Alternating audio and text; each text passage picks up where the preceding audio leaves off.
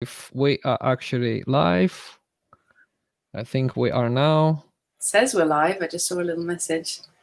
Yeah, do you want to check on your Facebook or yeah, here we go. Works like a charm. Yeah, awesome. Wonderful.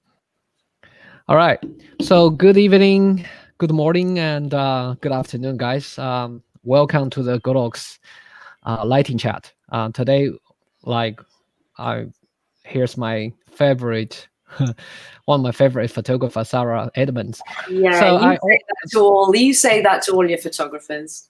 No, I mean, if there is a style I want to do for studio shots, but I was never able to do it because there's such a, I don't know, it's an Italian style or it's a feminine sort of finesse in it. I was never able to I think, at a certain stage, even with the same techniques, your photo or your image is who you are, and your image, it's so beautiful and it's so have this subtle and softness in it. It's who you are, it's your personality, and that's why I love about your image. And Thank you. Yeah, and I met Sarah through WPPI and we had a fantastic time there. She's a judge. She's done, I mean, countless of gold awards and first place, and she's you've done SWPP as well, right? Yes, yeah. So, I've got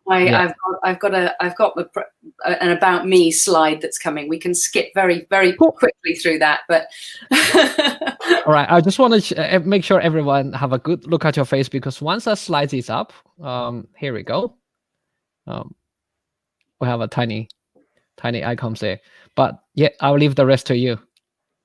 Yeah, you want to take over and yep. Sure. Yeah, just so in case you've never met me, or we've never spoken or crossed paths, just here's a little bit about me. I was born and raised in Wales, and I've been in Italy for quite a long time, although I do go back and forth. I really keep one foot back in my home country, which I'm very lucky in that it's so close. And I started learning photography in 2010, age 38. And I always make a point of telling people that, because I often get messages from people saying, oh, I'm so relieved to hear that, that it's possible to start late. And there's plenty of time. You can start at any age. I shot my first wedding solo 6 months after I started learning, so I just went straight in. I knew straight away I wanted to be a professional photographer from the minute I started.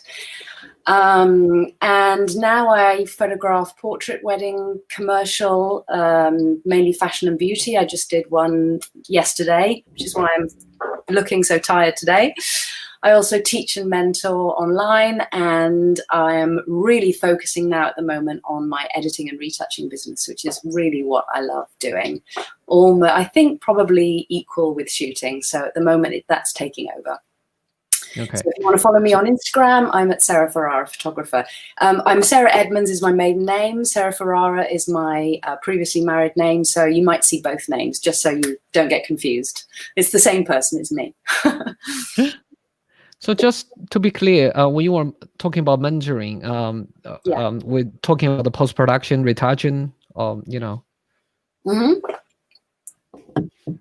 Yeah, so I do a lot of teaching of retouching. A lot of people who say, teach me what you do, teach me exactly what you do. So I do that privately, and I do one-to-one. I will sometimes, at the moment I'm doing, I used to have an online platform, but I found that people really needed one-to-one teaching, because you can know a technique, but it's how you apply that technique that is really important. So I now do one-to-one mentoring, and I also edit and retouch for other photographers. So I edit, I have a little small team working with me, but I oversee everything personally. And I also, for certain jobs, things like wall art, fine art, competition, I will do myself. And I do everything from literally people will hand me their wedding straight out of camera, the entire wedding, and I will deliver the finished album. So I can do as much or as little as people need. Here you go. Sounds like I need some of your retouching to help out with my the photo shoots that we were talking about. Let's do it. Let's do it. Yeah. Should I go next page, Yeah, Sarah? go on to the next slide. This is just a very, we don't have to dwell on this because I'm British and I get embarrassed about this, but I feel like. No, let me talk about this. she's that's what I'm here for. She's been WPPI master and judges for years. I've been judging with her all the time, and everybody loves her. You should definitely go there and listen to her comments. It's a great way of improving yourself, and she's the fellow of SWPP and judge there as well. And she's been doing Cosmos print competition judge. Oh my God. And she's been fashion photographer of the year, and you will see why very shortly with her beautiful images. I think with lots of wedding photographers, they do wedding and wedding signing, and Sarah is one of the few photographers that's actually doing both wedding and a portrait and fashion and advertising and be good, or be fantastic, be awesome in all these areas. So and she, of course, she won 6 first place, 4 second place, and 3 third places in WPP, and countless of, she called that 9 golds, to be humble, but I call that countless of golds and golds distinction. And it was her first time entering the SWPP, and she got first place, second place, and in the classic portrait, and the first place in the fashion. See what I'm talking about? And the first, second, third place 11 times overall. So she has this lots of awards, and today we just feel so lucky to listen to her secrets. Okay, let's move on from that now. Yep. Okay, so what we're going to be talking about today is all about lighting, because without light, there is no photography. That's what it means, writing with light. Okay, you've heard that. We've all heard that countless times. But no matter what, if you're using artificial light or natural light, all of the same rules and techniques apply. So once you understand how light works, how you can shape it and how you can control it, that's when you can really bring your vision to life. So once you master lighting, you can use equipment or natural light and bend natural light to suit you, or use the artificial light to really control, and then you can really master photography. There is no photography without light, so it's absolutely fundamental. Next slide. Yep. So mastery of light is the control of light. It's not calculations, algorithms, or meters. However, if you're one of those mathematically, technically minded people who really love light meters and inverse square laws, and that's how your mind works, fantastic. I'm not. I just draw blank. In fact, I remember when I first picked up a flash and I looked at the back of the flash and there was a fraction on it, I just went, oh God, I can't do that. Can't do that. I just dropped it. I'm a natural light photographer. I really struggled with anything technical like that. My mind just draws a blank. So it's not necessary. If you're a more visual, instinctive person, it's just 2 ways of looking at things. So you can do it both ways. You can be a very technical, metered-oriented person, or you can be a much more instinctive shooter when it comes to light. But that does not mean you're just guessing. There's another way of understanding light. It's just approaching it from a different angle. Would you mind to answer the question here? Yeah, there's a question. Great. Did you study photography at university, and is it needed? I would say, in my humble opinion, with all respect to people who have studied photography at university, no, I didn't study photography at university. I remember starting a university course, and I quickly, very, very quickly overtook the pace of the course, learning with tutorials, and I dropped the course. So I didn't get past, I think, the first module. I jumped way ahead. So my personal opinion is no, it's not necessary. However, if you want to, then fantastic. I can't think of a better subject to study at university.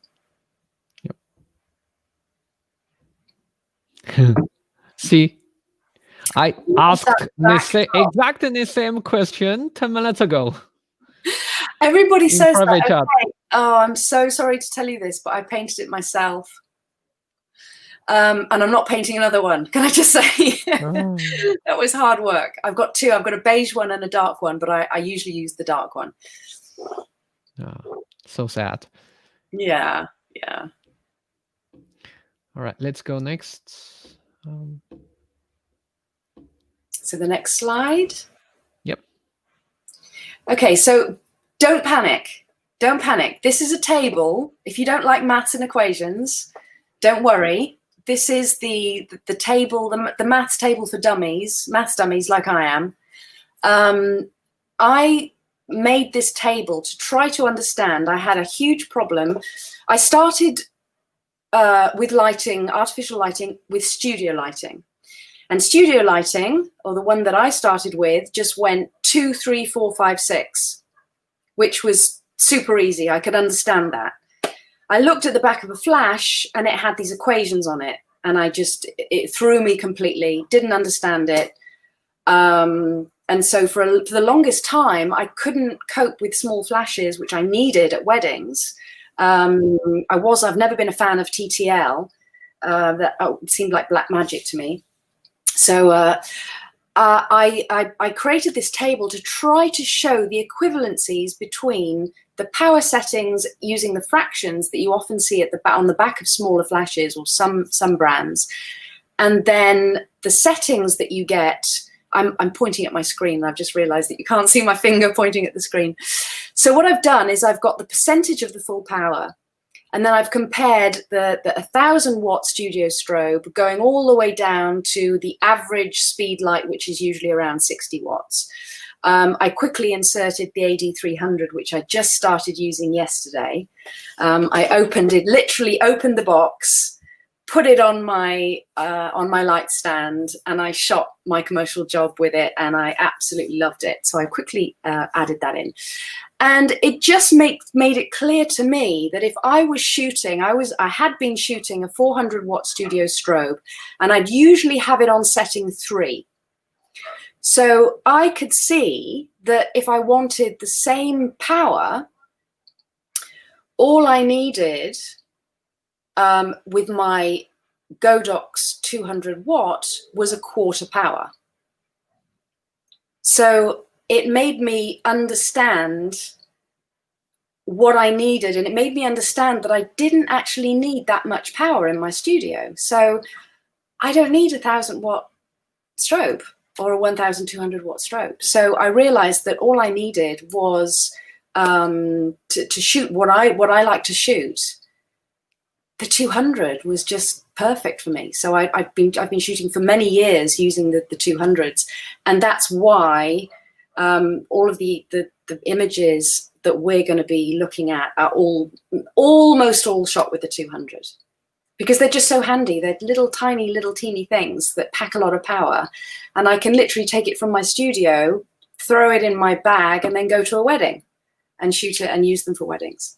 So that's my dummy's guide to studio strobes versus flash, and trying to work out what power means. Okay. So I would say that answer Paul's question. What is your favorite lighting, right?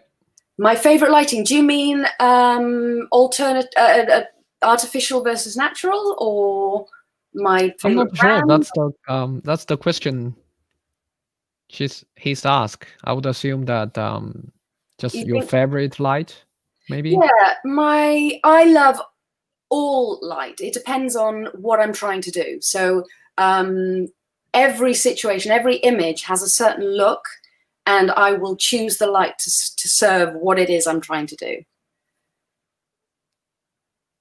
Yep. So it depends is the answer.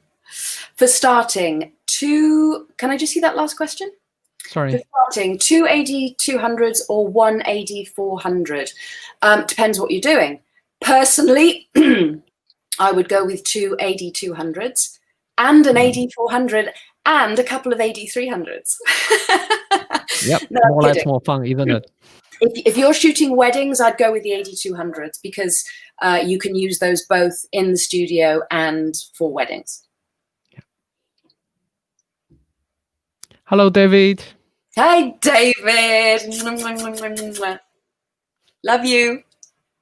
Mr. Man. Okay, caveat. Oh, I just wanted to say, can I just say the caveat? Right, so watt seconds, talking about watt seconds. I need to, there's going to be a nerd who's going to pull me up on this, so I better say it. Where? Can you just tell me? The watt seconds are only the amount of energy used by the flash, not the actual the actual flash output. An efficient flash might therefore put out more light than an inefficient one. So therefore, one brand of light with a certain watt seconds might put out less light than another one. And it also depends on what diffusers you're using. So that's going to affect what is being output. So watt seconds, which is what we measure the power of flashes in, that's the amount of energy that the flash is using. I just want to make that caveat, just in case there's any lighting techies watching who are going to, want me to point that out. We can go to the next slide. Yep. Sounds great. That's my first time of the watts per second. That's my first time to understand the energy myself. Great. Yay. Awesome.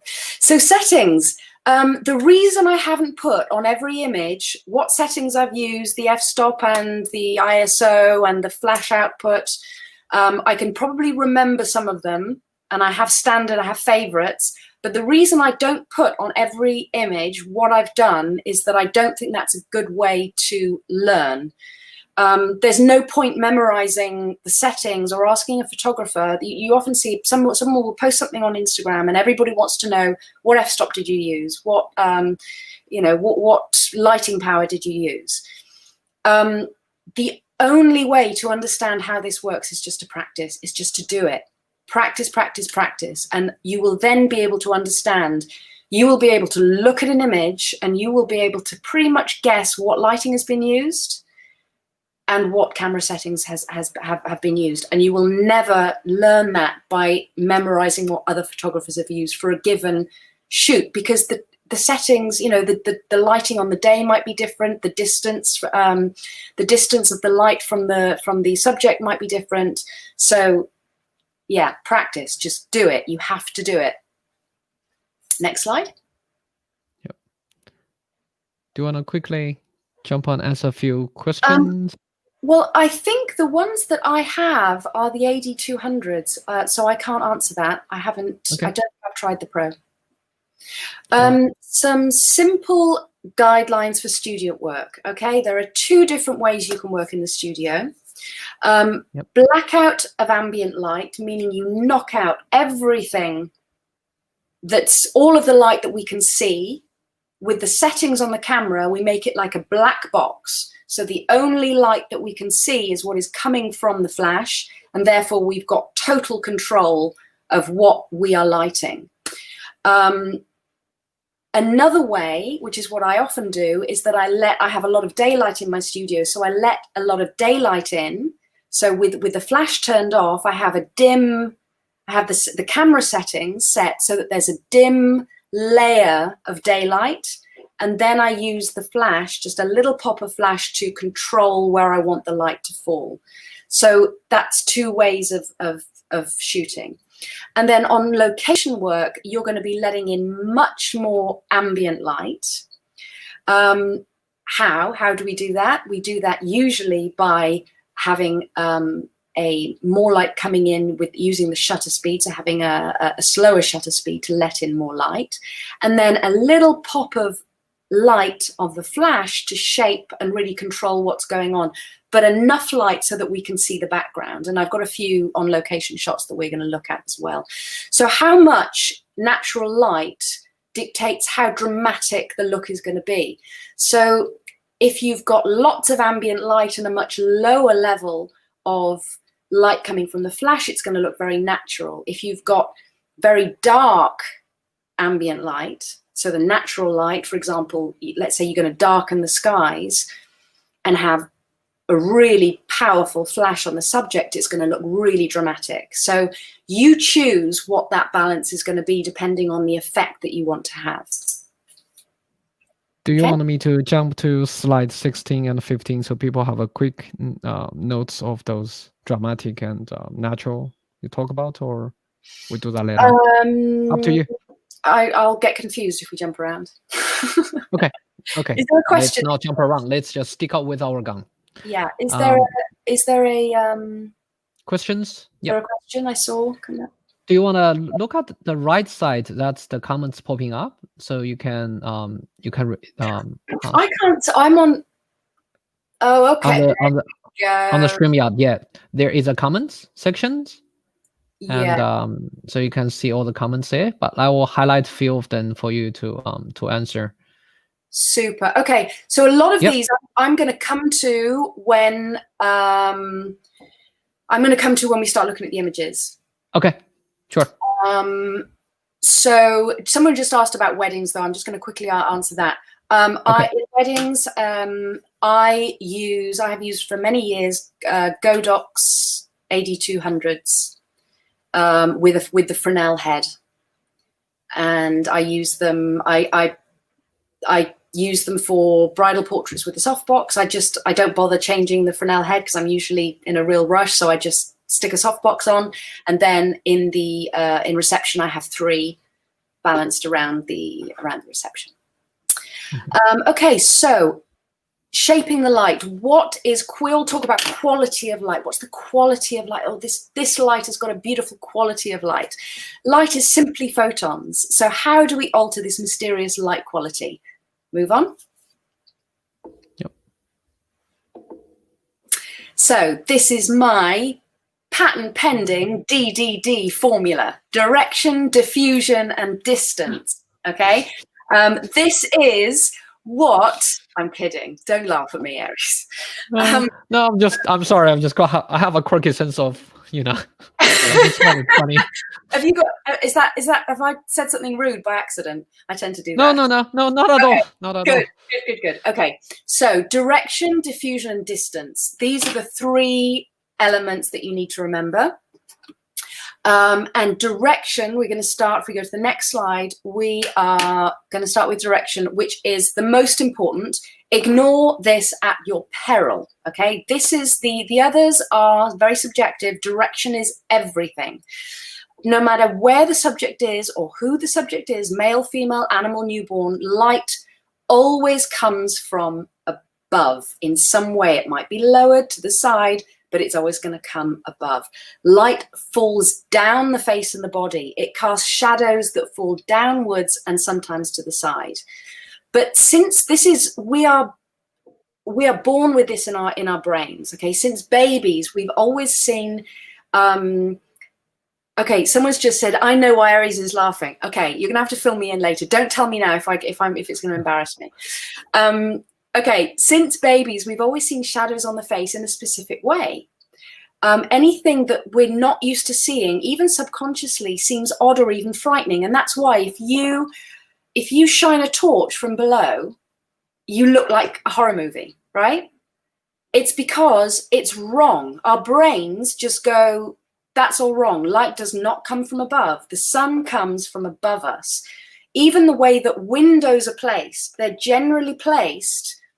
If let's say that it's a small window, it's not halfway down. It's not halfway at the wall. It's up. It's on the top part of the wall. So the light is always falling down. So anywhere on this planet is the sun ever shining from below us.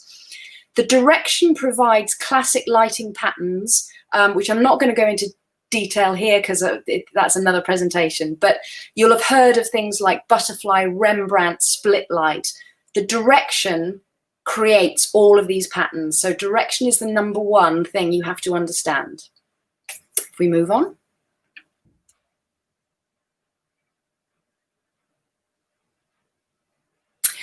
So diffusion. Diffusion is whether we get hard or soft light, okay? There is one is not better than the other. You use hard light for some things, it looks fantastic, and soft light for for other things. It depends on what your vision is, what you're trying to do, the subject, and you can control the diffusion with softbox, grids, bouncing. Bouncing simply means pointing the light at something that's going to reflect it back on the subject. So you could, what I've done at a wedding, for example, is to light a group. I just pointed my flash on my reflector and had the reflector pointing towards the group, and it lit the whole group.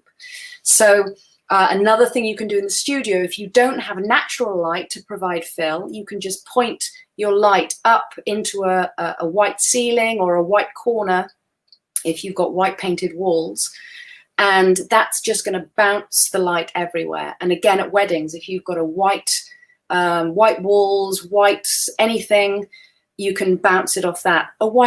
Even a white shirt works great. The larger the light source, the softer the light gradation. So by that I mean when the shadow, the softening of the shadow from shadow to no shadow. So if you've got a very, very hard line, that's super hard. That's what we call hard light. The smaller the light source, the harder the light and the shadow gradation. Soft is not always better, so choose hard or soft accordingly. Sometimes if you go over soft, it can look flat. Sometimes if you've got a really spectacular model with perfect skin, you can go super hard because you don't have to worry about skin problems. However, if you use super hard lateral lighting on somebody older or with skin problems, you're going to be doing a lot of retouching. Now, grids, contrary to what some people think, grids do not make light harder. They just narrow the spread. So if you've got a softbox, I'm trying to look at see what you can see. So if you've got a softbox that's angled like that, the light is going to go out in that direction. What a grid does is it just brings it in and it focuses the light. It doesn't make it harder. And the narrower the grids, the tighter the beam. So if you've got a big, large squares in the grid, it's just going to bring it in slightly. The narrower, the tighter the grid, the more control you've got.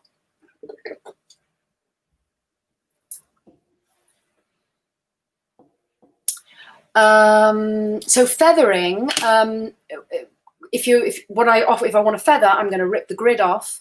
And what feathering is the part, here's the softbox, the light sort of coming along here.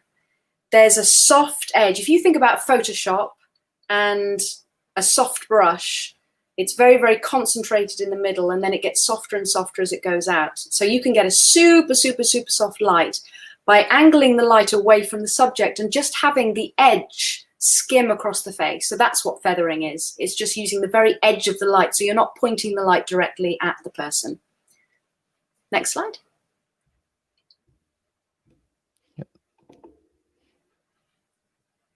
So distance, this is the final D, and distance. If I'm usually very often at a wedding, if I've got too much power and I don't have time to be fiddling around with settings, I will just pull the light away slightly. So it's a very quick way to reduce the amount of light on the subject. But the further away the light, the smaller the source, so the harder the light. Now, if it's just a foot, you're not going to be seeing much difference. The closer the light, the greater the amount of light, and the softer the source. Now, when I started, I remember I wanted to try a really soft look in the studio, and I didn't have a very big softbox. I just had a small kit softbox, a little square, and I experimented. I pulled it really, really close to the model's face, so it was right here. And I was able to I had to take the power right down, but I was able to get a super, super soft just by bringing because it seemed like an enormous softbox. So when a lot of people are thinking of I want soft light, I need to have a huge softbox. And then they have a tiny studio. It ends up being, there's no control over the light whatsoever. So the huge softbox is great if you need a lot of distance, if you're photographing cars, or you need a lot of, you have a huge studio. But very often, if you've got a small, like most of us do, most of us have small areas to shoot in, you don't need a really massive softbox. Next slide. Okay, so now we're going to move on to examples of my walks using Godox and mainly small flashes. And so I can just show you what I'm talking about. So starting with the most recent stuff, which was during lockdown. Now, I was stuck here in Italy during lockdown, and boy, was it a hard lockdown. We were allowed out once a week, and we were allowed out to walk a dog, but no further than 200 meters from our front door. So it was almost like house arrest. So I decided to keep myself fresh and busy by having some fun with my daughter on my balcony. So if we just go on to the next slide. This is my daughter, my 11-year-old daughter, Ellie. And here's an example of, it was just getting dusk with that lovely blue light. And I just had my AD200 in a softbox, camera right, above me, pointing down at her and feathered slightly across her face. And yeah, this was, we did a series of balcony shots on a tiny, tiny little balcony. Quick question, parabolic softboxes versus octagonal. I like octagonal because I like the catch lights, but I did start using square softboxes, and I also use strips as well when I want to narrow things down. And then we did one during the day. Since we're answering question, maybe we can just address the few questions. Sure. Okay? Yep. Quickly, really quick. Yep. Let's just start from here. I think we've done weddings, so maybe next one. Okay, 2 AD200 and a V1 enough for a beginner. So it all depends on what it is you're doing. Are you shooting weddings? Are you shooting portraits? Are you shooting outside? It's not so much for a beginner. I think 2 AD200 and a V1 would be enough for an expert as well. It's not that more power means more advanced photography. It just depends on what you're doing. Yeah. Totally agree. Do you find yourself using HSS a great deal, especially outdoors? I love HSS. Yes, I do. I shoot a lot at f2, f2.2, f2.8 if I'm using my 70 to 200. And I love just not being limited. Back in the days before HSS, I used to use a neutral density filter to block out the light. Oh, man. It seems like a huge waste of light. You know, you've just paid money to have all of this light, and then you have to, you know, block the light on the lens. So yeah, I love it. I love just being free to be able to, if I want to darken down a little bit. I love just being able to just be free to choose the settings that I want and not be limited to the max 250th shutter speed. So yeah, I do use it a lot. Do I recommend softbox, parabolic, or umbrellas? I would recommend that you beg, borrow, or steal, or buy each and find out what suits you. What do you prefer? It all depends on the look you're going for. They all give different looks, and it's all subjective. So this is pretty much the same question, right? Yeah. Which umbrella and softbox? Which modifier do I prefer? I do like the umbrella, the reverse. Is that parabolic? I don't even know what it's called in English. The the reverse, when you shoot into the umbrella, then there's a diffuser panel in front. The indirect, it all gets bounced back. I do like that one. Okay. So reflective umbrella. Yeah, reflective umbrella. Yeah. Or a softbox. But as I said, if in a stretch, I'll just have a reflector, and I'll just point my flash at a reflector or a white sheet or something, and yeah. that'll do too.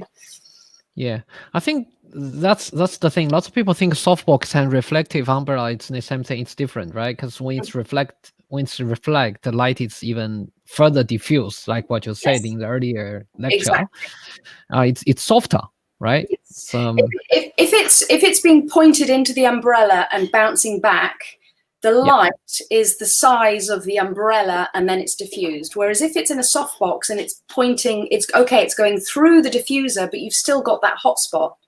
You've still got that. It's a little bit more directional, I'd say. Yeah, I would agree. I agree totally. Oh, this is a long question. I already bought. I want to buy my. So okay, sure. I recommend setup. Oh my God, that's a long question. Yeah, I'm waiting for. I don't have the V1. Well, the difference is power. So the AD200s pack more power. So if you want to shoot with the sun, have the sun, but the setting sun behind your couple, maybe it's really quite strong light. With the AD200, you're going to get a lot more power to be able to compete. I wouldn't say overpower, but definitely balance out and get a really good strong. So in terms of wedding photography, during daylight, doing bridal portraits in the sun, an AD200 is packing a lot more power. And if we go back to that table, you can see the difference of the power, how much power exactly you can get. And when you are competing with the sun, you do need a bit of power. And the AD200 serves great in terms of small flashes. It's like that. Yep. Do I use the round head or the Fresnel head more often? It depends what I'm doing. In the studio, I have the bulb, so it's more like a studio light. And then for weddings, I just clip out the bulb and I clip on the Fresnel, because I'm usually I'm worried about damaging the bulb, and it's just very quick and easy. We can go from portraits and I can go straight into reception and start setting up the reception. And I've just got the Fresnel, which I use with MagMod. Cool. Gotta send you one of those round head. Sorry? One says, gotta send you one of those round heads. Yeah, the great. Round head works like a charm. In which situation we use light with a bare head? Okay, I've used light with a bare head with a model shooting swimwear, and I wanted to get a really hard shadow behind her. It was a look at the time, so I wanted to have the model and a very clean shadow behind her on the backdrop, and so I just shot with a bare bulb and just a reflector to stop because with a bare bulb it's going to go everywhere. I wanted it to be as hard as possible, so I had the little silver reflector. Yeah. So maybe let's continue with our lecture. Let's let the questions flow in, and after we've done one section, maybe we can answer all the questions all at once. Okay, so my next project while I was in lockdown, the first day, it was May 4th. May the 4th be with you. May 4th, we were allowed out of the house, and we were allowed to see people one at a time. So in the studio, I promised my daughter because she'd been out of school doing homeschooling since February. She hadn't seen her friends, and it was her last year in elementary, and all of the kids were desperate. They couldn't see each other, they couldn't have their final dinner, they couldn't have a group shot, because we had no idea how long the restrictions would go on for. So I promised my daughter that I would take a picture of all of her friends one by one.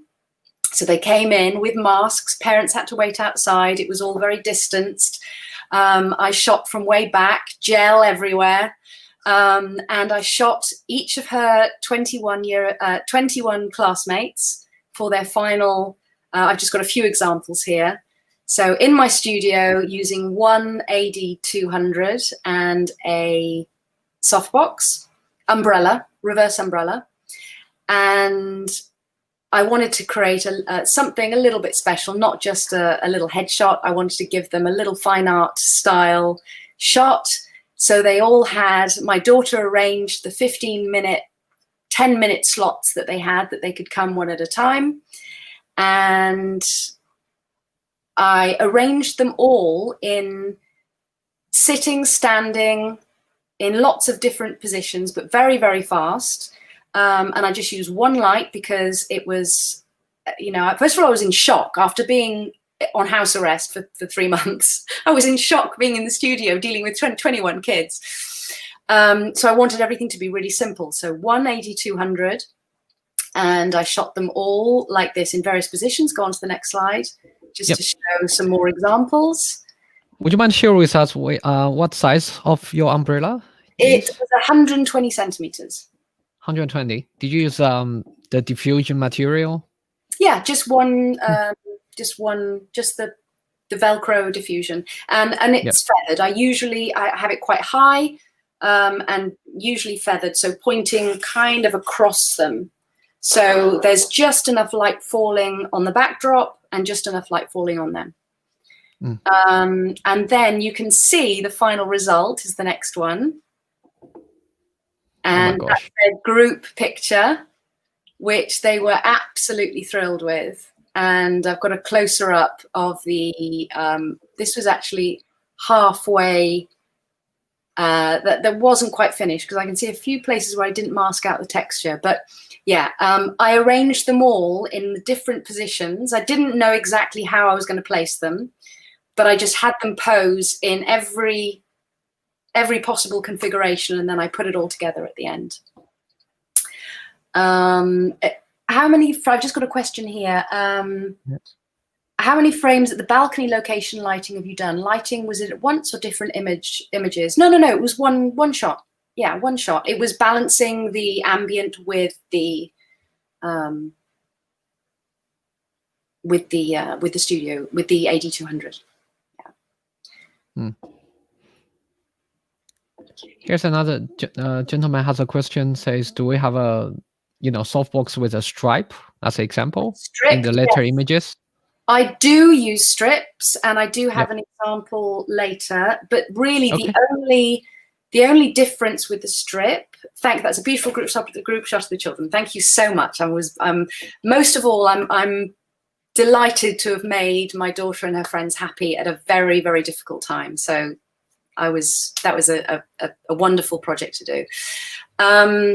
A strip, all you need a strip for is just to be able to get the whole body and have the control. If you've got a massive softbox, the light's going everywhere, because if you just think about the shape of the softbox and the light continuing on, it's massive. Whereas a strip box is just, so what I've often used it for, I've used it for a maternity image, where I just want to get a sort of an outline, and I want to get the whole body. So I'll use it for when I want to get the whole body, but I want the control. I just want a rim light. I'll usually use it for a rim light.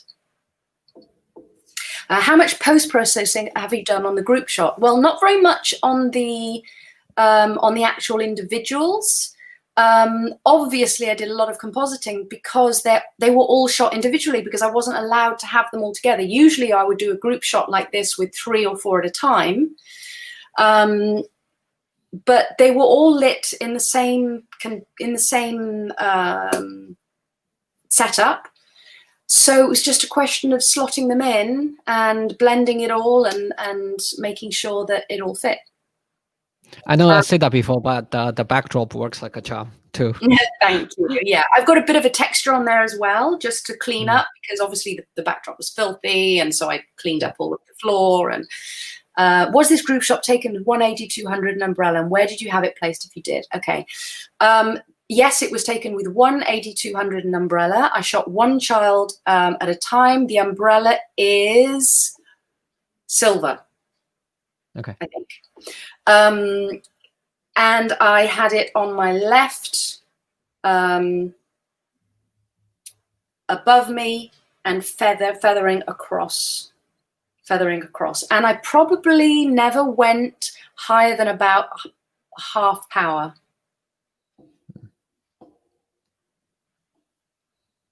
What camera do I use? I use a Sony A7 IIIR. R3. R3. I have that camera. Works like a charm. I always get it wrong. I had to think about it and I still got it wrong. Okay. Any other questions? Okay. No, I think that's pretty much it. Let's continue, shall we? So yeah, so moving on, it seemed natural to move on to groups. So I just wanted to show 2 sets of groups that I did for a commercial job using the same AD200. I used a softbox with this, and I used full power because I needed a little bit more punch, and I wanted to make sure, because I was shooting 3 at a time. So if we go on to the next one, I was shooting three women at a time. So I used full power for that. And I believe I used 2 AD200s. I used a little bit of fill.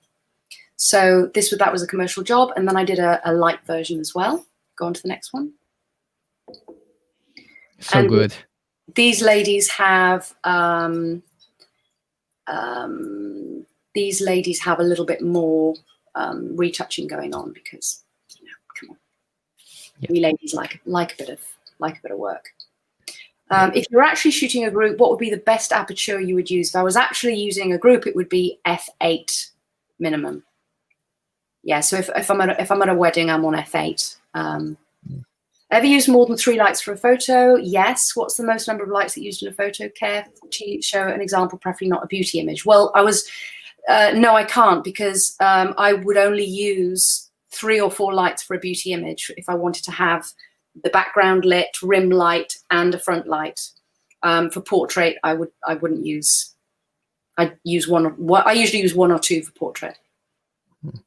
By the way, do you place those people by groups, like 3 people a group, 3 people a group? Yes. These ladies, I did 3 at a time.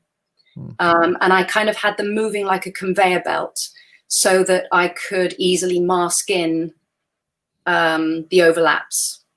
So I had them, so the first 3 shot in the middle, then I had them sort of shuffle along, and then I brought in the next 3, but had them hold their position. Yep. Okay, is AD200 much better than AD400? No, it's just half the power, and it's smaller, and it has a battery. The AD400 doesn't have a battery, does it? Is it plug-in, or does it have a battery? Yes, it does have a battery. Aries. Sorry. What was the question? The question was, is the AD200 better than the AD400? And I just said the difference is the size and the power. I'm not sure. I don't have the AD400, but does it have a battery? I don't know. It does. The battery it's very similar to AD200. The battery is on the back, so that's pretty much it. Yeah. It's just twice the power. And if you want to use a bigger softbox with it, I mean, because it's Godox mount, you can mount a softbox directly on it rather than use sort of brackets, which required by AD200. So that's the only difference. So I think even though you don't have AD400, it's very similar to AD300 though, right? It's 100 watts extra, but it's a bit more extra weight. That's it.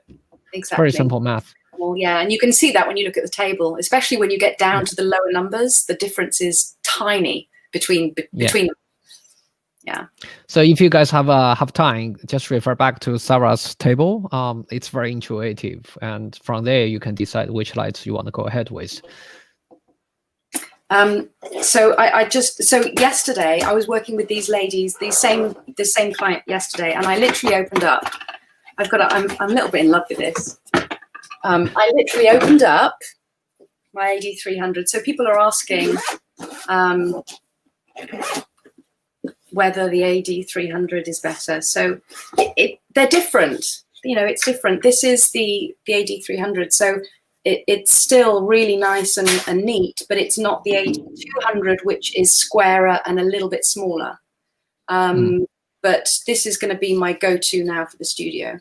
And I'm going to keep my 200s for the weddings.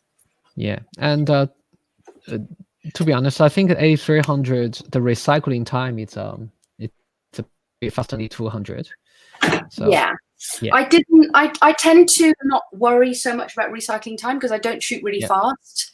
But I didn't yesterday. I just pulled it out of the box.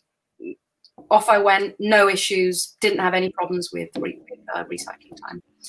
Yeah. So, do you want to have a look at this question? Yeah. have you used the ADB2? No, I haven't. What's the ADB2? Is that AD200 or? AD2? I'm not too sure. I haven't used it. Lockdown, we used it last week. Well, I suggest use it and let us know. Go for it. Yeah. You just Give it a try since you already purchased it. Yeah, exactly. You've got to try it. Can you show the beauty shots with multiple lights? We will. It's Yeah, in the later images. Yep. For weddings, I think we've pretty much answered that question, right? Yeah, for weddings, I use MagMod modifiers, and I use the Godox softbox for the couple portraits. Yep. How to light when a model is wearing a hat and the sun shines above her. A reflector will do it. That'll help bounce a little bit of light back up into her, and you might not even need a light. Okay. Corner people shoot the corner. But the corner people and shoot at the corner of the frame instead in the center. The corner people shoot at the corner of the frame. No, everybody in that group shot is shot in the center of the frame. I've only, the ones at the corners are just there purely for the compositing reasons, because I only had one AD200 with a second one for a bit of fill. So yeah, no, they weren't all like that for the final shot. I shot them deliberately, and also that way I can concentrate on the expressions. It's very, very difficult to make sure everybody's hands and pose and expression is perfect in one shot. That's very, very difficult.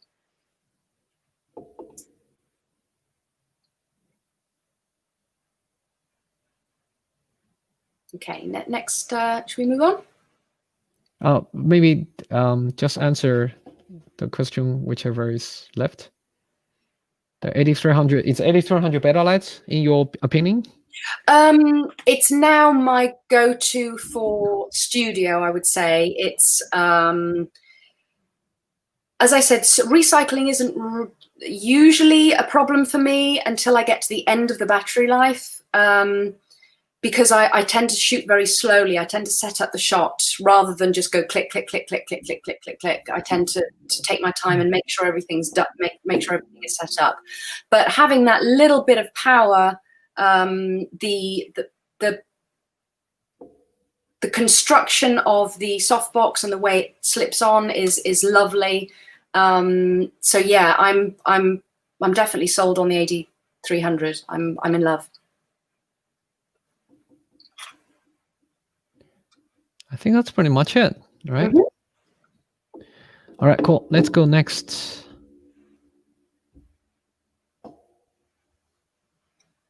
Okay, so just moving through portrait. Now I've done a mix here of client in different setups. So if we want to move on to the next one, this is an example of when I'm trying to get almost like a, almost shot with daylight. I've got a very similar shot of the same client in daylight that looks very, very similar. And I'm shooting at about f2 here. So the AD200 is just perfect because it means that, or the AD300 just on a lower power. It means that I can shoot at my favorite f2 or f2.2 or sometimes 1.4 and get the look that I want. So this was I wanted to have that nice soft look that you get with the wider aperture. And we can just scroll through now a few examples. Oh, this one, let me just mention, this one I had two lights. I had one above. You can see just on her hair, you can see a little sheen on her hair. I've got a boom stand and a softbox on a low power, just skimming, just providing that little bit of separation on her hair and also lighting the background very, very slightly. It's very subtle. Is that with the grate or no? It depends on, I'll often just try in the studio and see what works. I tend to love grids. I like the control that it gives me. So I usually start with the grid, and unless something just isn't working, I might take the grid off, but I'll usually leave the grid on. How far off the background were your subjects? She was probably a couple of feet away from the background. To avoid spill in the backdrop, I actually want the backdrop to be lit a little bit. So I don't want the background to be completely black. So that's a dark gray background, and I want some light hitting it. You can always darken the background with a curve if you want to, but it's very, very difficult to fill, to add detail if there's no light hitting the background at all. So I rather have a flatter image, so to speak, so more, a little bit more light, and then I can add contrast later in post-production. Yeah. Okay, someone has said here, if you use a grid, you can't do soft light. No, that's not true. All the grid does is that it controls the light and directs it so that you can control the spill more. My dog has joined us. You can control the spill more. So all that's going to happen is that without the grid, the feathering is going to be wider. There's going to be more of a feather. Okay. So this one is another one with the AD200. I shot this, I think, at f2. I wanted that look. Now I know I'm not a pet photographer. Usually you want to have the whole pet in focus, but I like this look, so I went for it. That's what I mean by, choose your look and what you want to achieve, rather than following a set program. Most of my pics have a very nice, soft, perfect skin. How much of that is lighting and how much is processing? Do you do much skin work? If so, what do you use? Aha! Now we're getting into the interesting questions. So it depends on my subject. If the subject has very good skin, I can go with harsher lighting. If we're talking about a lady of my age, of a certain age, we need to be very, very careful with the lighting, and you want to have soft light that fills from every direction, or as much direction as possible, so that we're filling in all of the crevices and the cracks and the crags and the holes and all. It's not that bad. All the stuff that we've got at our age. Oh no! Oh, I like this one. Yeah, 23 times by 4. So yeah.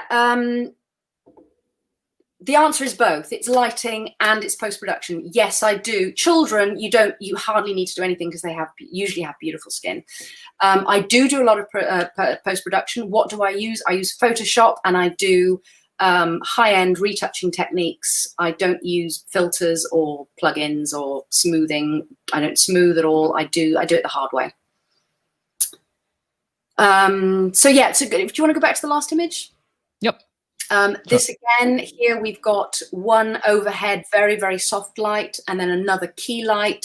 I'm sitting right on the floor to get down low because she's down low. The light is quite a bit above me and crossing in front of her to get that nice Rembrandt light. Okay, next one is just one light in one AD200 in a softbox. And I've just added texture and dodging and burning to create a bit more of a fine art look. Oh, beautiful. Next, same client. One light, a lot closer, and with a reflector that you can see in the eyes, just to have that glow.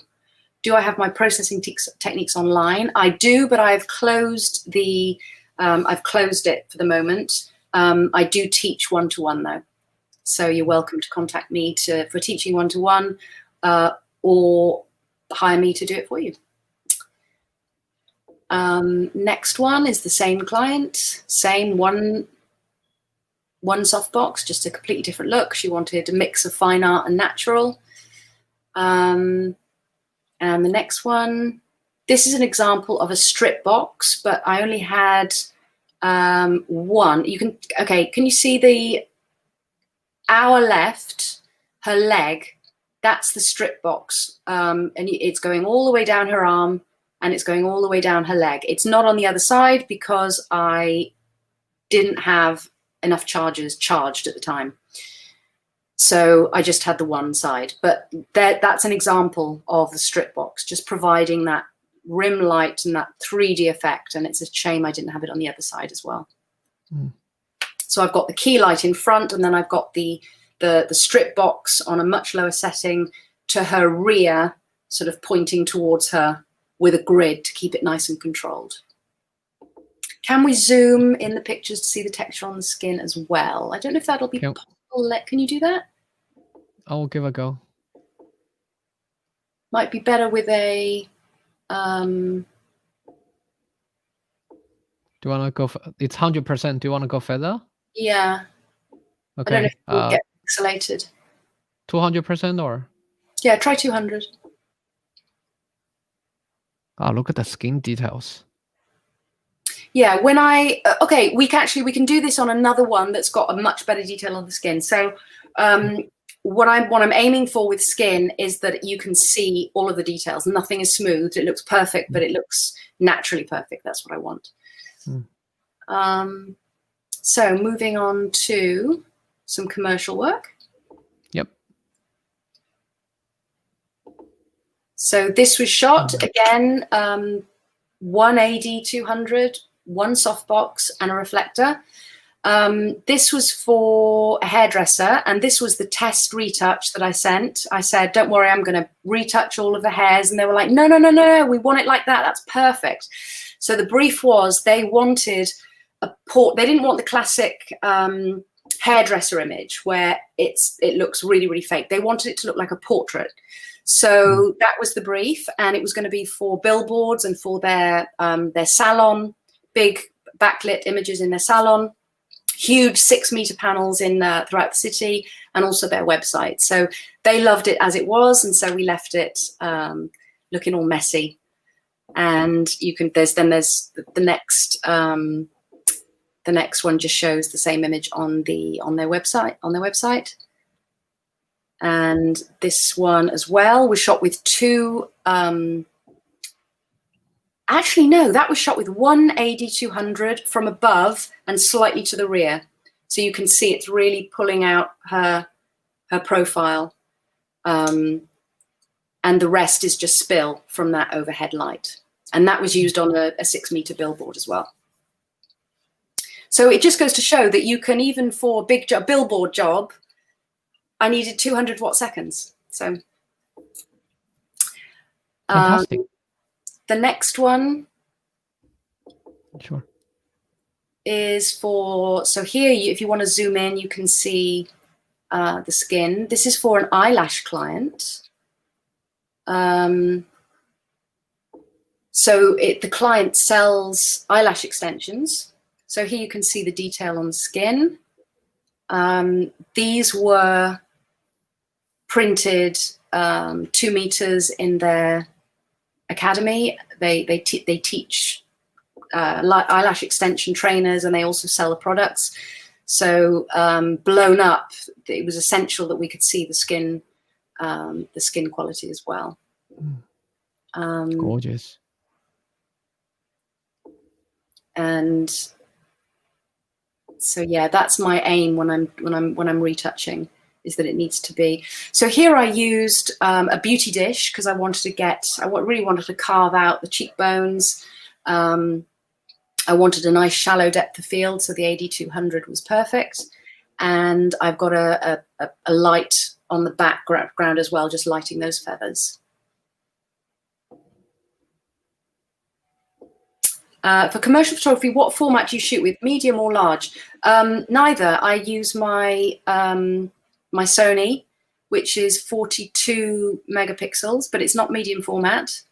So it's got plenty of resolution for big printing, but it's the same camera I shoot weddings with. Do I usually use frequency separation on hair? Sometimes, but usually I will just use a separate layer and darken mode and a lighten mode. There's hair retouching is a whole day in itself, so it's difficult to give a quick answer for that. But the answer is sometimes. all of the answers to all my questions. It depends. How do you keep colors very minimal? You only use 2 colors max in a picture. And that's an interesting. What's the question? This is Anadu's Polaroid. How do you keep colors very minimal? So yeah, if I'm using, so you might notice that on this image, red is the dominant image. So when you're using red, it's such a strong, powerful image, and there are exceptions, but you want to usually keep the main color being red. Otherwise, it's going to be, so here we've got a slight tinge of green in the peacock feathers, which is fine, but it has to be very subtle.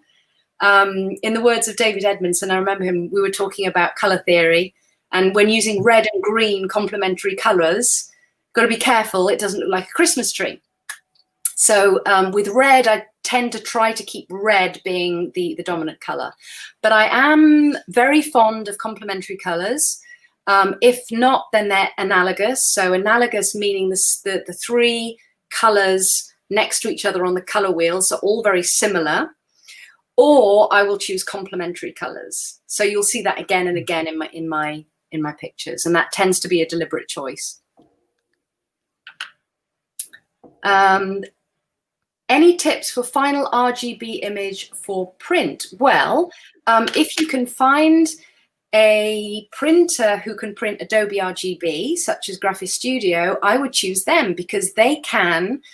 Now, the key is to open the raw file in Adobe RGB, which is a wider color space than RGB, which is what we can see on the screen, on a normal screen. Mm-hmm. You do the editing in Adobe RGB and you save as Adobe RGB. Now, most printers can only print sRGB, meaning that all of that work that you have put into and the color and the detail could be lost because it's going to be that color space is going to be reduced. So if you choose somebody like Graphic Studio who has the Dreamlabo printer that prints the HD Adobe RGB, that would be my recommendation. Okay.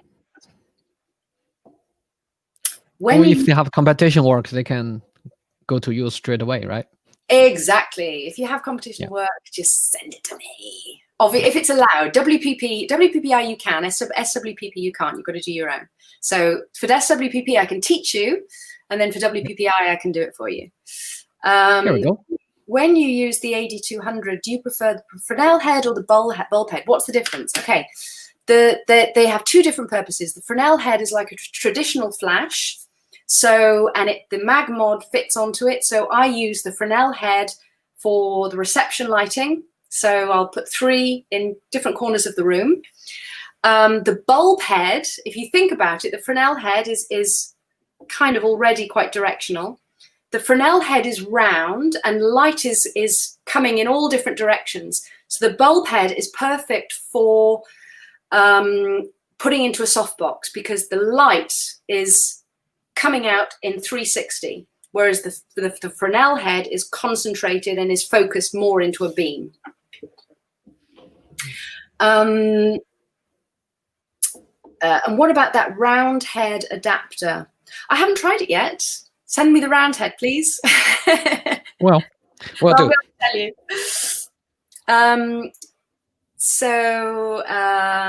Kindly save the live. Very informative details. Thank you very much. I'm glad it's helpful. Any questions you have, please let me know. This is another commercial job for the eyelash client. Now, what they wanted here was that the style of lash. Now, would you believe it? That lash is a big business, very, very important. The style of lash. This is the Kim Kardashian, very glamorous. So I said, okay, Hollywood. So I've got an AD200 pointing on a pure black background. So the black background just sucks up all of the light, so you can barely see it, but it just gives us enough separation. And I've got a beauty dish with the AD200 and a reflector right underneath to give that Hollywood. It's called butterfly lighting or Paramount lighting or Hollywood lighting. So if it's a Hollywood look, it's got to be that lighting. And the actual image that I gave the client also did well in the commercial category this year at WPPI and got a silver distinction, I think. So yeah, I was pleased with that. Oh, if you want to go in on the skin as well, if people want to see. Sure. Let's go 200%. Because it looks super smooth until you see the print or the texture. Yeah, there's all of the every single pore is there. There is nothing smooth at all. Okay, so now I've got some, just press click again. Oh, there it is. Just some things that I've done during workshops. So these images are usually my test shots that while I'm setting up the lighting for the students. I would recommend, if you're attending a workshop, don't just ask the instructor, what settings have you got? And then dial them in. That's what I did with my first workshops. And then I walked away thinking, yeah, I've got it. I've got all these amazing images. And then I tried to remember what I'd learned and I couldn't remember. And the problem is that when you just dial in somebody else's settings, your brain isn't working. So try to figure it out for yourself, even if it takes a few goes to get it right. If you're on a workshop, you will get much more bang for your buck if you try to work it out for yourself. Where do you look for inspiration? Do you read fashion magazines or get inspired from other photographers or movies? What's the source? Okay, I love so about 3 years ago maybe, I stopped looking at other photographers and I started looking at paintings, only on paintings on Pinterest. And Pinterest is wonderful because once you click one image that you like, it will feed you lots of similar images. So I spent about a whole year looking at only paintings. I look at movies a lot and TV programs, and I'll often watch on my iPhone. I like watching in bed on my iPhone with earphones. It's very immersive. And as I see lighting that I like, I'll do a screenshot. And something that I've noticed again and again and again is the color grade, is the color palette, and that they tend to use short lighting for drama. So Game of Thrones, for example, is almost entirely short lighting, meaning that we are viewing the shadow. So the light is coming from behind and we're looking into the shadow, and it's almost all Rembrandt short lit. The same for Pole Dark. I love Pole Dark. The next one I'm going to get stuck into in terms of lighting and color grading is Peaky Blinders. And yeah, I'm constantly looking at the cinematography, the color, the lighting techniques that are used. Here's one interesting. I've always heard that 2 catch lights is a no-no. That last model had 2 catch lights. I beg to differ. Okay, so I'm not keen on 2 catch lights side to side, but the clamshell with one. It's always 2 catch lights there. It's a classic. It's a classic. So I would never. I wouldn't edit out a catch light. You know, it is what it is. So I personally don't agree with that saying. But you know, that's why you have to try it and see what works. As I said, I don't like very much the 2 side by side. But the one on top of the other, I think, gives an amazing glow to the image. It really lights up the eye. I love it. Absolutely love it. Yeah, that's why it's called a clamshell, right? Because it's exactly. Because it's like this. Yeah. Do you offer any workshops to help with my learning? Yes, I do. So my next one is in Germany. Fingers crossed. Fingers crossed. There's no second wave, and we're not all locked down again. But yes, I do about once or twice a year. And when I shoot portraits, do you request your clients wear specific colors to match your backdrops? Absolutely, yes. the colors of what they wear is absolutely essential. Yeah. And it's usually, to be honest, it's usually neutral. They usually they see what I show, which is the dark backdrop and the dark outfit. And they just go, I want that. So it's very easy. So let's take a look.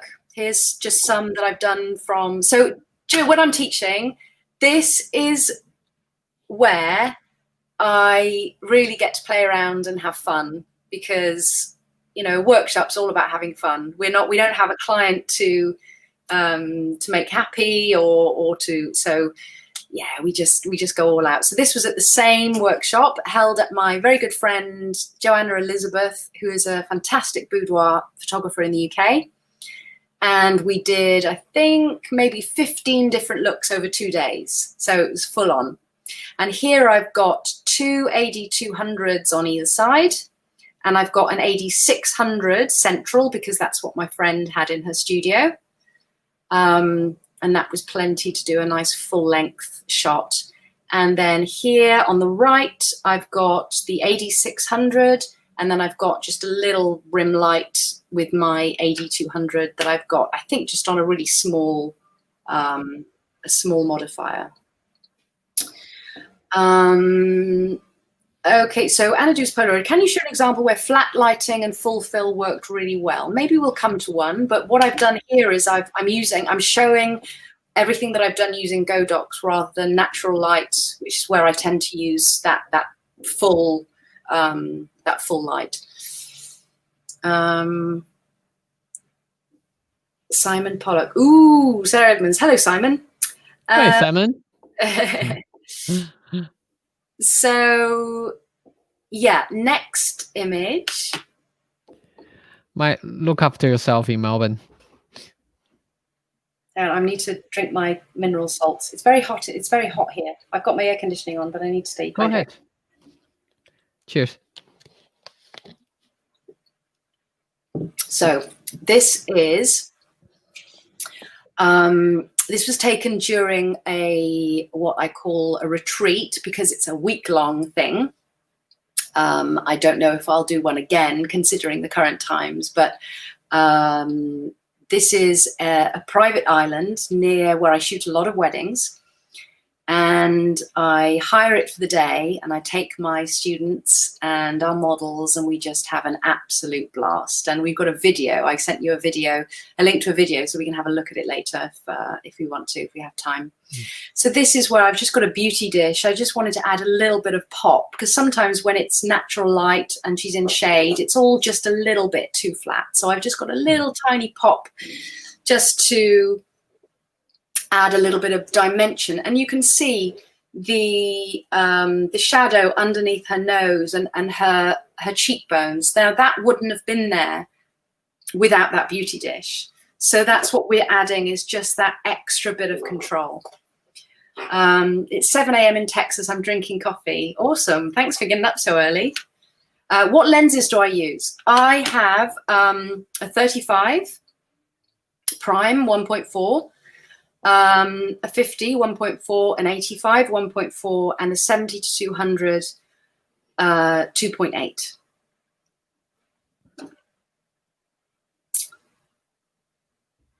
So next image. Sure. This is on the same island. Nice. And I'm using my 70 to 200 to get that really creamy background, to get lots of depth, and the sun is going down, and I've got the beauty dish on her to just balance out that sun, so that the sun isn't overpowering everything, and it just worked beautifully. And that's when you do something like this, the trick is people get very confused as to how to balance the ambient and what settings and how do you. It's very, very simple. Salua, my love. Mon amour. Welcome, darling. I missed you, my babe. So Salua has been on these retreats with us, and she was my assistant. So it's very, very simple. What you do is you switch off the light, get the background looking, love you too, darling. Get the background exactly as you want it. So the rim light and the background exactly as you want it. And then you add just enough light to light the subject. Okay, so all you do is you just get your settings, because with HSS, we're not limited, right? So you just set the settings as you want. If you want f2.8, then f2.8, and then you just get your light.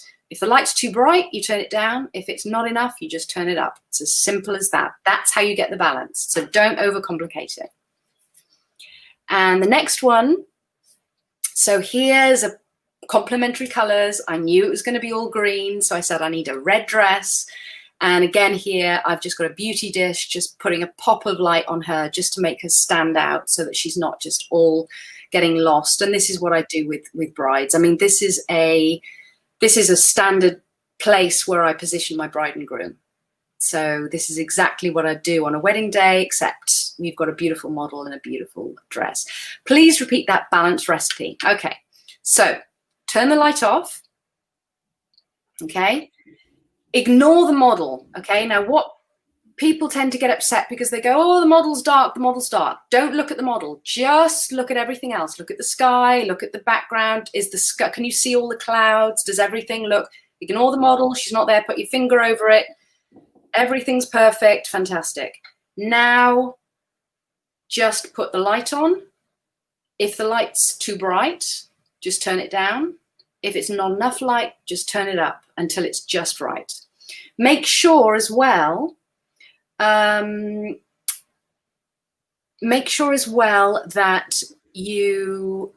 the back of your camera is correct. So a lot of people have the back of their camera overly bright and their actual images are underexposed. Or vice versa. So you need to know that what you're looking at the back of the camera, if you're not using a light meter like I don't, you need to either know your histogram, like the back of your hand. You need to be able to understand exactly what the histogram is and what it's doing.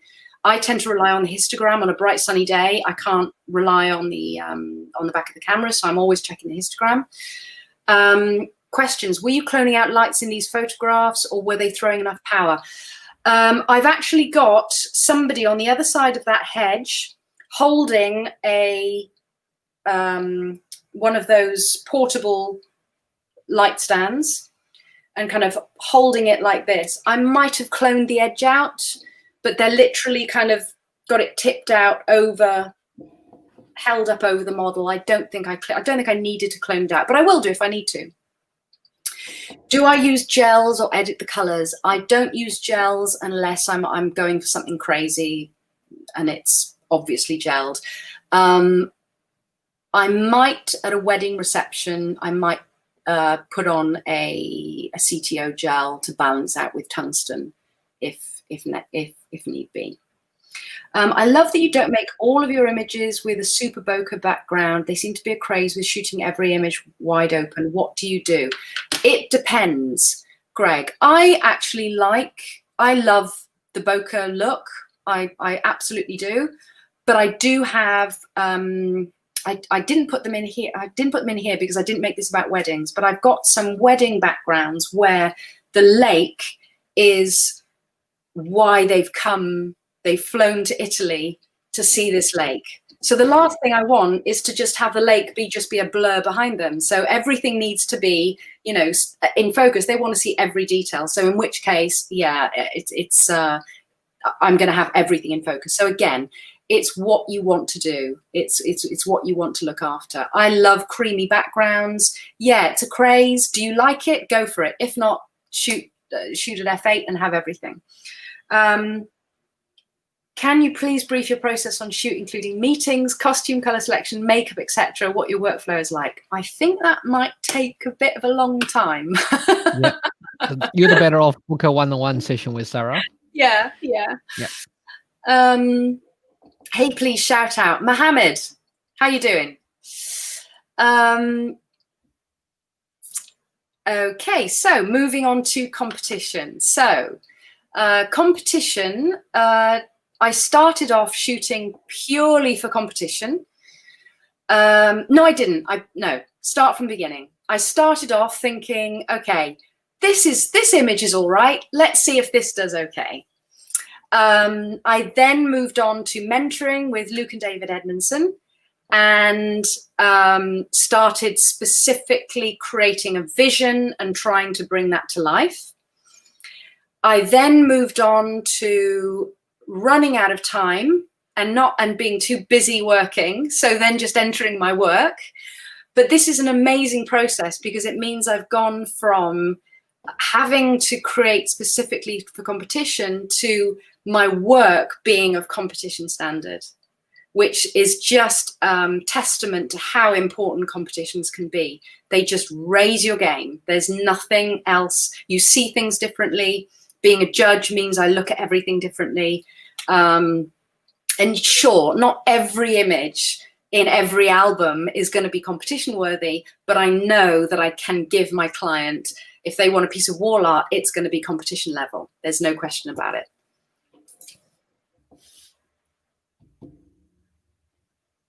So this is a shoot of my friend Joanna Elizabeth, the boudoir photographer in the UK. This is her beautiful daughter. She was 12 at the time. And we wanted to do, she was getting started in modeling. And this was one of my favorite images from her model portfolio shoot that we did together.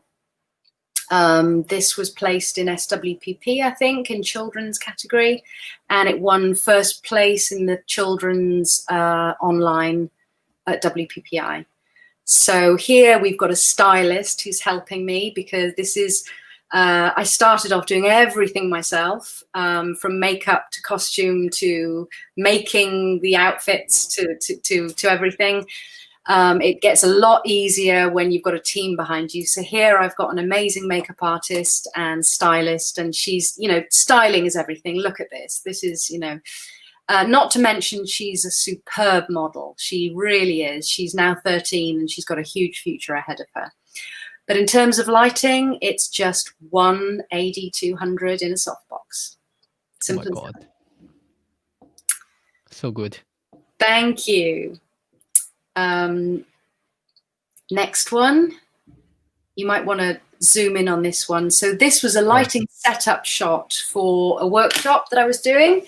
And this is one of those happy accidents where what I had in mind wasn't this. What I had in mind was she's got long hair. I wanted pre-Raphaelite. I wanted period. My makeup artist and stylist is very fashion forward. So she had this super androgynous hairstyle, very glossy, modern makeup. And I thought, what am I going to do? This isn't what I had in mind, but it looks amazing. So I decided to go for this mix between modern and period. So I thought, right, she's got a period ruff, she's got modern makeup and hair. I'm going to go for modern beauty lighting. So I've got the classic beauty dish, rim light, and then I decided to, you can see that there's a lot of retouching here. A lot of retouching, probably 4 or 5 hours. Okay, so I really put a lot of effort into this. Even though it's great out of camera, lighting is spot on, everything's fine, but it's to make it look this perfect. This hair is retouched, everything is done to perfection for competition. And can we zoom out a little bit? I decided to go for, so somebody's asked about posing, but again, I don't think we've got time for that. But I realized I started having her doing very extreme fashion poses. I realized there's so much going on. I said, just put your hands together, just make it really simple. Another problem was that the leotard was too tight. It was cutting across her boobs. So I was like, oh no. I said, don't worry, I'll Photoshop in the boobs later. Then I realized it's all about androgyny. She looks androgynous. So I did the opposite and I flattened her chest and made it, and it's called androgyne. So it's people like, is it a girl? Is it a boy? And that ended up being the whole point of the image. So sometimes when things go wrong, go with it.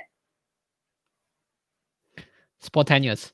Yeah, exactly. You know, have a vision, but if it doesn't quite go to plan, you know, don't despair. Next one. This is an example of something with hardly any retouching at all. Just one, one AD200 in a softbox, and a little girl in a hat, and that's it. It's a reflective umbrella or softbox?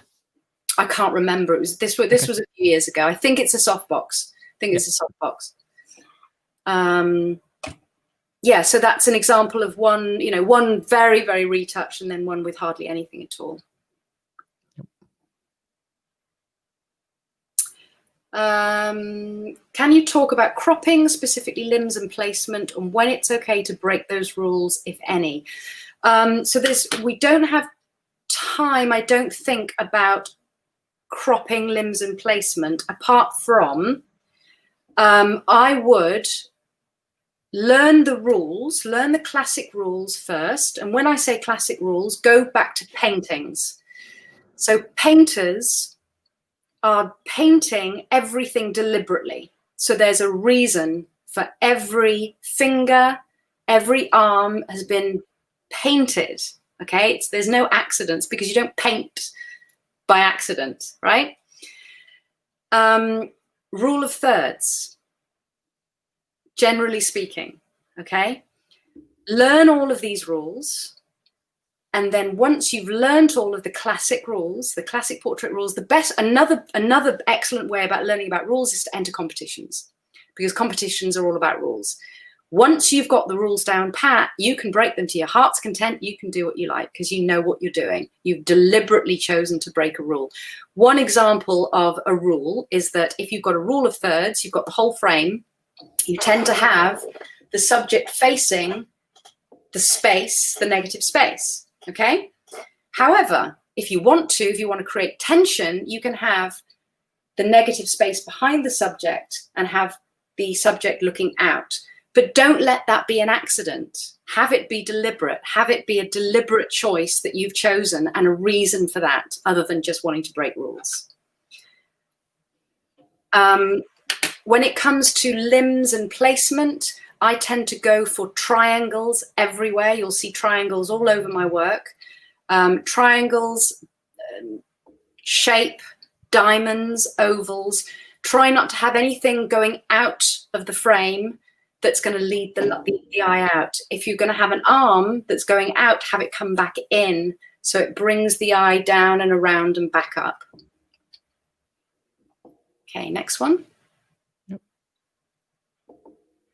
So I've included this one just to show this is two light placement. There's one above that you can see on her hair, and I've got another key one causing that butterfly light underneath her nose. The next image shows what happened when I was running out of battery. My key light misfired, and I've just got the overhead light. Again, a happy accident. So sometimes little mistakes can work out well. So two completely different looks. And when I saw that one, I went, oh, wow, I love it. So that was something I hadn't thought of originally. So when you talk about your highlights, it's kind of your key light as well, right? Because it sort of highlights her. It is, exactly. Well, it's bright enough. I mean, I did bring up in this second image, I did have to bring up the overall exposure, because the light wasn't as bright, it's much lower than the key light. But yeah, it's sort of falling. It's a softbox, so it's falling down a little bit onto the backdrop, a little bit on her hair, and a kind of a little bit of fill as well. Can you please name some, Andrew's Polaroid, can you please name some interesting techniques like long exposure, gelling, ultra wide, etc.? So just try out an experiment for fun. Okay, so ultra wide I used to do at weddings. I sold when I switched over to Sony, I never replaced my ultra wide, because I used it for 1 or 2 shots per wedding. So now what I do is I just take 3 shots and I just glue them together in Photoshop. Ultra wide can be fun in fashion. if you've got like I don't know if you've ever seen a fashion image where there's like a huge foot in the frame and then you can see the model behind. That's ultra wide. That's really fun. Gelling is great fun. You can turn a gray background into any color you like by putting a light and gel on the background. You can put complementary colors, complementary colors on each side. Now, what's going to happen with complementary colors is that when they mix perfectly, they turn gray. So at the point in which they mix on the model, they'll be neutral, they won't be colored, but where they're not hitting the other gel, they'll be colored. So that's fun as well. Long exposure, yeah, I've tried that as well. That's a little bit of fun. Drag the shutter a little bit to get some movement and then freeze with the flash. Experiment, go for it. There's tutorials everywhere. Have some fun and find out what works for you and what you enjoy.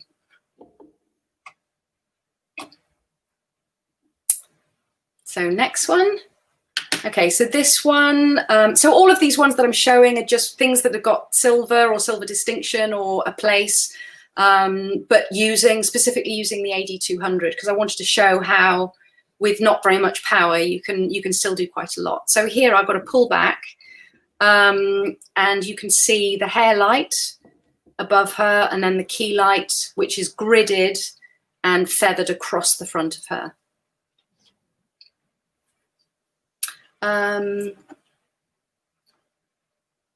So do you choose and design the background and rated mood and accessories, or do you have the brand and a styler? So when I can afford a stylist, yeah, I'll have a stylist, but otherwise, no, everything's done by me. I'll point out a few. So if I have workshops, I'll have a stylist, because I'm not very fashion forward. That's why everybody's in black. I'm not terribly imaginative. So when you see imaginative things, that's usually because there's a stylist involved. I usually do makeup myself as well.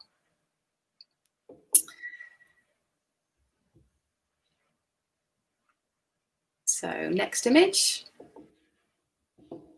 This was a maternity client who went on to become a great commercial client of mine. This is one AD200 in a 120 meter softbox. And that got second place in maternity at WPPI. Here's my backdrop. I want to do something a little bit fun, a little bit different than the usual maternity image. Yeah. Yeah. And your belly, look into the belly. Yeah, just something. Yoga sessions. Well, I remember when I was pregnant, I felt super powerful and full of energy, and I didn't feel sort of soft and delicate at all. I felt like $1,000,000. So whenever, of course, during her shoot, we did those images too, the soft images. But she loved this one and it did well. Steve, hi Sarah, I'm loving the stream, just stumbled across it, will be able to see it again? Yes, apparently it's going to be saved. Yeah. Yep. Another great thing about competition work as well is that I tend to show it a lot on my Instagram and Facebook, and I have clients then say, can I do that? I want to do that. I want to do that shot. So it's like marketing. I once heard a photographer should be able to retouch video editing, etc. What are some skills that you prefer a fashion photographer should learn? Well, the more you can do yourself, the more independent you are. So, but at the same time, we can't be good at everything. I don't do video. I've decided to leave that to the video specialist. I don't think we can do everything, but I do retouch as well. And I think that if you can retouch, you might not have time to do it, but at least if you can retouch, you can train somebody, or you can give instructions, or you can recognize good retouching when you see it. So this image, Fine Art Nude, this was my stylist brought this. I was like, fantastic, let's put this on. This is one light and reflector, one AD200 in my studio. If you want to go in close on the skin. Sure.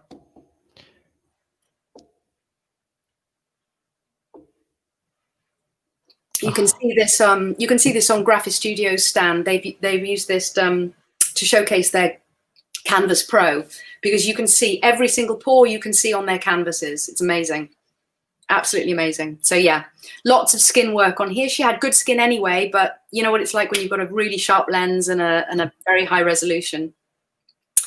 And yeah, all of the detail. So this was another one I entered for competition. So yeah, this was for fun work. This was collaborative work with my stylist and makeup artist.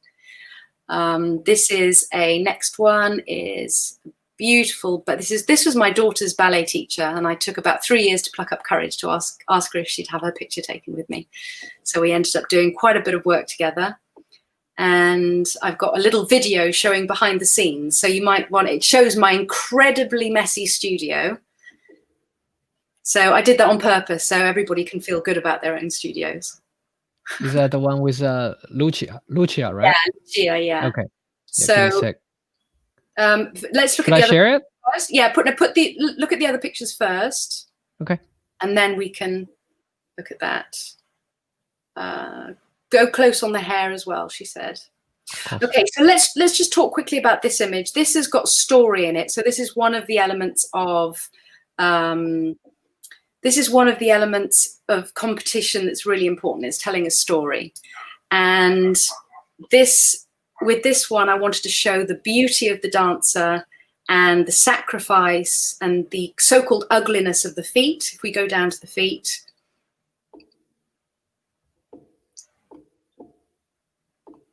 you can see all of the sacrifice that goes into the beauty of the dancer that we see. So what is beautiful? The outward, the swan we see on the surface, or all of the hard work that goes on underneath. So that was the idea of that shoot.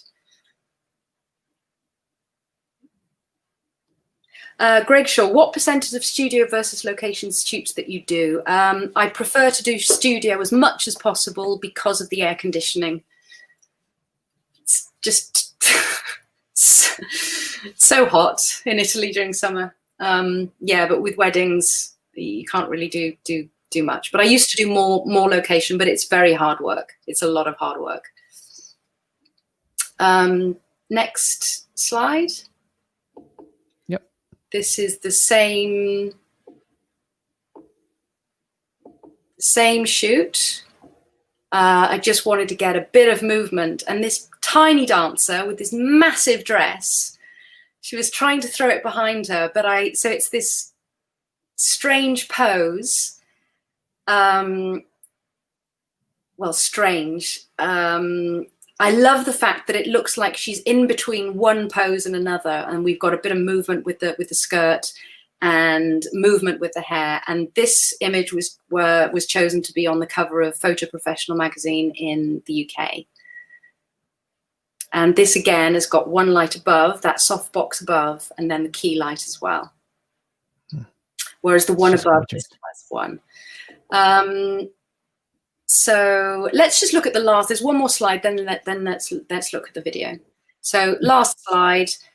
This was maternity of the year, maternity photographer of the year in at SWPP, and one light, one AD200 in a beauty dish, and the skirt is composited in. So that's all of the images I've got to show you. We'll move on to videos now. I'm so happy because most of your images are one light, because that's all I have at the moment. Haha, what is your favorite modifier? I have a 1x3 strip box currently. Yeah, one light is absolutely fine. 2 lights is good, depending on what you want to do. 3 lights if you want to have rim light on both sides and a central light. 4 lights if you want to light the background as well and get like a gel maybe behind. But 1 light is generally what I go to. It's easy, it's simple, and it gives a great look. I've already said what camera I use. What is my favorite modifier? My favorite modifier is, if I want to have a little bit more targeted look, is the 65. I tried out the 65 centimeter yesterday, which I really liked, because I don't like light to be thrown everywhere. I like to have a little bit of direction. And I also like, if I'm going to be using feathering, I tend to use the 120. So generally, if I've got to pick one, let's pick a medium size 85 centimeter softbox.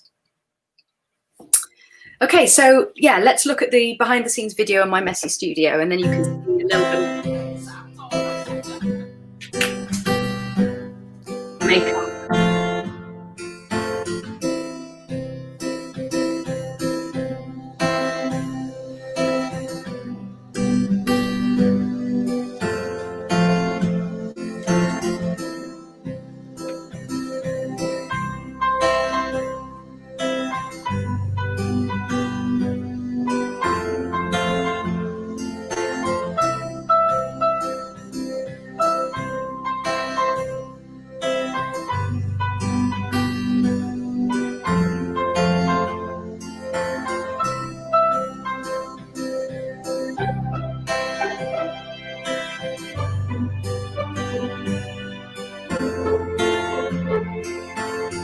Warming up and testing lots of just see what's working, what's not working. So tiny, I have to sew her into the dress.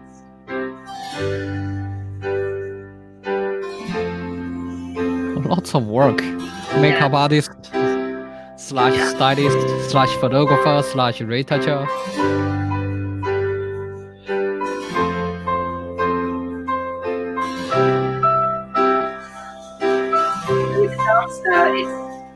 They will not let me use the pictures if they don't like their feet, their form, so everything I got to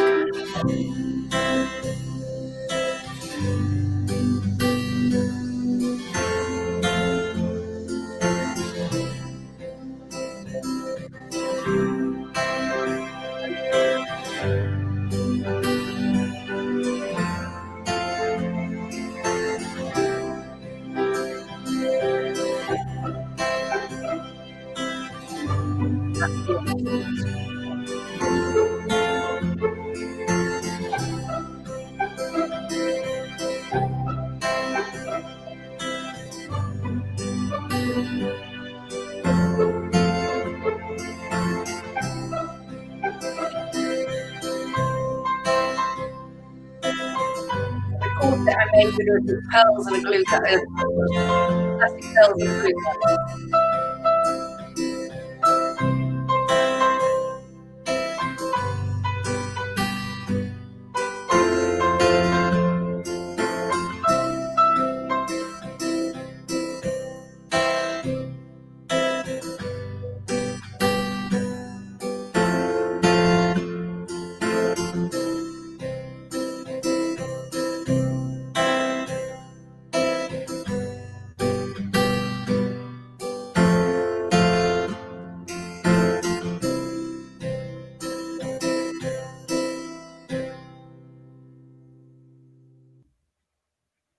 Cool.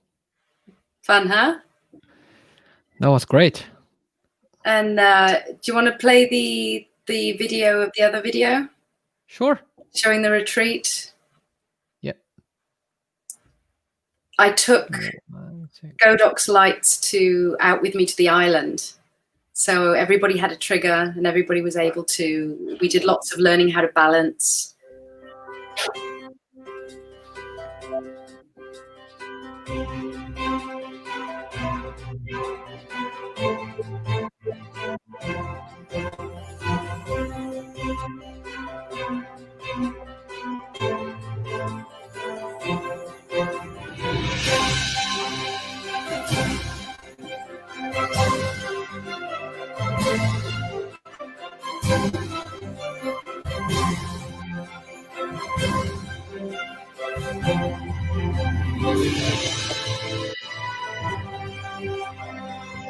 We had boudoir training from my friend Joanna Elizabeth, the dark-haired girl giving instruction.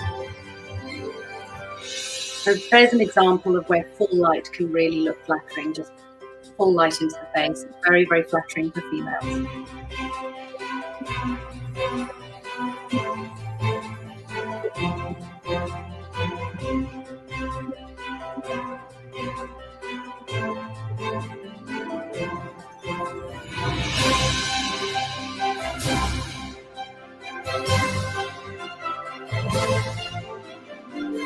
You can see the person holding the beauty dish.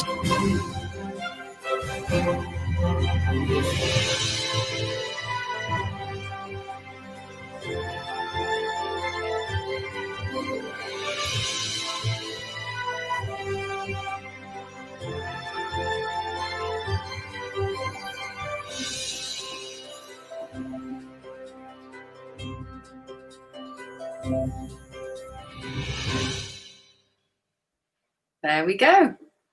Awesome. Do we have any questions? No, but I think I would like to encourage everyone, guys. I think it's great. Sarah shares us lots of lighting techniques, right? We talk about the softbox, we talk about umbrella, we talk about diffusion, but I think the way we do lighting is we prepare raw material. It's almost like before chef goes to his table, and Sarah has a very particular way she does her retouching and sort of workflow as well. So if you guys are serious about your techniques and you do like and enjoy the way of her particular look, I do encourage you guys go to get in touch with her. I think you do one-on-one mentoring for now, right? And you do have a workshop coming up in Germany. Yes, Am I've I got right? a workshop Yeah. coming up in Germany. I think there's one spot left, and we're keeping an eye on the situation to see if to see how things are going to go, whether or not we can do it. But I think so, because it's only going to be 10 people, so it should be okay. It's not a big event, so. But yes, currently I'm doing one-to-one, and I'm also doing editing for wedding and portrait photographers. Editing. Yeah. How do I? What's the most convenient way for people to get in touch with you? By email or? Yeah, by email. So wondering if which page should I be looking at? Sorry, I'm just searching through the. So you can go to love-edits.com. Wait, I'll type it here. Love dash underscore or dash hyphen edits, love-edits.com, right? Yeah. Wait, just give me a sec. Edits. Love-edits.com. Yep. Or wait, let me quickly share the screen so that Thank you, Michele. Greg, are you planning any future workshop in the US? I would love to. Let's look and see how the situation goes, but I'd love to, yeah. I usually come out for WPPI, but at the moment everything's up in the air. So, but if I was going to do a workshop, I'd definitely. I'd think about maybe New York. Yeah, maybe. So, is that this one? Yes, that's it. Yeah. Yep. Before, after. Yeah. So if people want to get in touch with one-on-one session, how should they get in touch with you? Just send me an email. Just send me an email through the website. Yeah. Okay. So clients login, get started, right? Yeah. So guys, my email address is sarah@love-edits.com. Yep. Sure. Cool. So Sarah. Thank you so much. Thank you so much, Sarah. And I would like to thank you for your time. It was certainly a great chat. You can see how active people are asking questions. So I appreciate this fantastic presentation. You're welcome. And great. Thank you, everyone. If there's no further question, I would like to say goodbye. Goodbye, and talk to you guys. And see you guys next week. Until next time. My IG handle, my Instagram handle is Sarah Ferrara Sarah Ferrara Photographer. So SARAHFERRARA Photographer. Awesome. Bye, everybody. Thank you so much for watching. Bye. Bye, Aries.